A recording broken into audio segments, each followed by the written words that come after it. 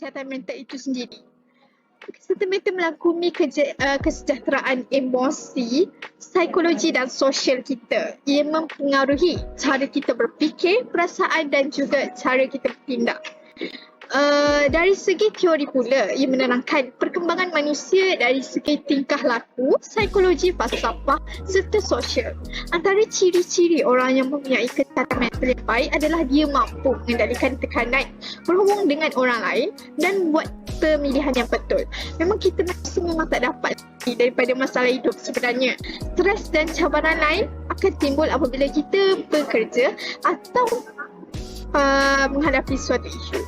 Menurut Pertubuhan Kesihatan Sedunia (WHO), seseorang yang mempunyai kesihatan mental yang baik menyedari kebolehan dirinya untuk mengatasi tekanan dan cabaran dalam hidup. Baiklah, saya teruskan dengan moderator seterusnya untuk memberi sedikit pencerahan. Okey, di sini saya nak berkongsikan faktor-faktor yang mempengaruhi kesihatan mental seorang, terutamanya kesihatan mental dalam kalangan pelajar UMT ya. Okey, faktor pertama ialah sebab yang pertama, kehilangan orang yang tersayang. Okey, bila kita kehilangan seseorang yang kita sayang, memang sukar untuk kita terima sebuah hakikat tu. Tak ada cara yang betul ataupun salah untuk korang proses kehilangan seseorang tu atau bersedih, dan kita boleh kehilangan seseorang mengalami dalam pelbagai cara. Contohnya seperti kita kehilangan ibu kita atau yang orang yang kita sayang, atau ketika kita bercinta. Jadi ia akan mengalami kesukaran kepada mental kita untuk menerima pendapat tersebut. Okey, yang kedua, dari sudut dibuli. Kalau kita tengok di UMT, saya rasa tak banyak kes bully, tapi mungkin ada, sama ada dari segi mental korang. Macam selalu kan senior-senior akan menyuruh kita buat kerja sama ada di rumah sewa ataupun di hostel. Jadi kita akan merasa stres untuk melakukan pekerjaan tersebut, sebab kita pun ada banyak kerja lagi nak buat kan, assignment, nak study lagi. Jadi akan menimbulkan rasa serabut lah, rasa serabut. Jadi akan menyebabkan mental kita akan terjejas. Saya akan menceritakan simptom-simptom yang akan dihadapi oleh para pelajar yang mengalami masalah mental. Yang pertama, sudah semestinya kita akan berasa sedih dan tidak gembira sepanjang masa. Jadi melalui perkara tersebut, kita jadi sukar untuk membuat pekerjaan kita, seperti kita membuat tugasan yang diberi oleh lecturer, dan untuk study pada waktu siang dan malam. Untuk fokus dalam kelas pun kita akan menjadi berasa stres. Okey. Lagi selain itu, kita juga melalui kesihatan mental yang terjejas ini, kita akan rasa takut untuk melakukan sesuatu perkara. Macam contohlah, kalau kita bercinta, kita akan takut untuk bercinta lagi, kita akan jadi trauma. Okay, itu akan mengalami kita akan mengalami masalah mental yang teruk. Okey, yang ketiga, kita akan jadi akan berasa untuk bersentiasa untuk bersendiri. Jadi kita macam tak nak bergaul dengan rakan-rakan kita. Kita macam lebih suka untuk bersendiri. Jadi bila kita nak communicate dengan kawan-kawan kita jadi sukar. Contohnya kita nak berbincang dalam assignment ke, jadi sukar kan. Jadi akan menjejaskan prestasi kita untuk membuat sesuatu tugasan. Baiklah, saya akan meneruskan pencerahan yang seterusnya. Jadi macam mana kita nak kesan kalau korang mungkin menghadapi kesihatan mental ini? Okey, yang pertama, korang berkemungkinan akan merasa sedih sepanjang masa, sama ada korang akan berkurung di dalam bilik. atau selalu menangis. Yang kedua, idea untuk bunuh diri terlintas di fikiran.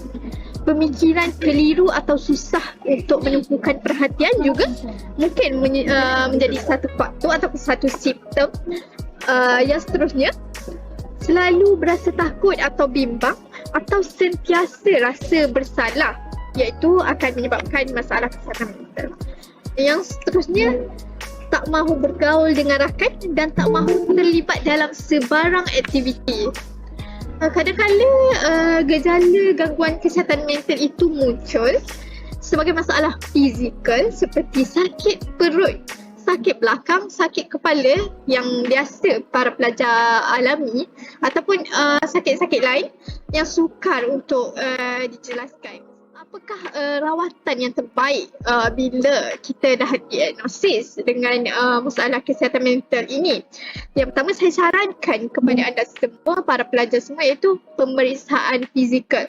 Doktor akan cuba untuk menolak masalah fizikal yang menyebabkan korang mengalami simptom-simptom seperti yang saya sebutkan sebentar tadi. Yang kedua, kita lihat daripada segi ujian makmal. Ujian makmal ini mungkin termasuk sebagai contoh pemeriksaan fungsi tiroid ataupun pemeriksaan untuk penggunaan alkohol dan dadah.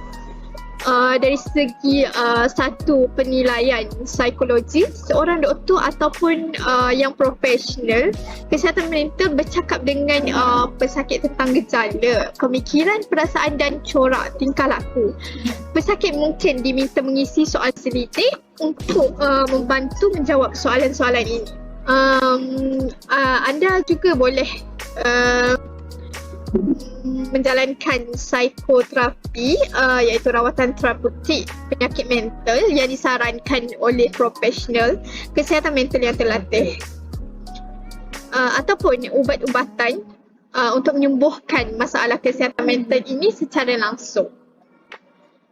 Kita lihat dari segi kumpulan sokongan, iaitu cheerleader. Jawapannya tak sama, tapi kumpulan sokongan ni mempunyai misi yang sama, iaitu memberi sokongan kepada pesakit dari segi emosi ataupun mental.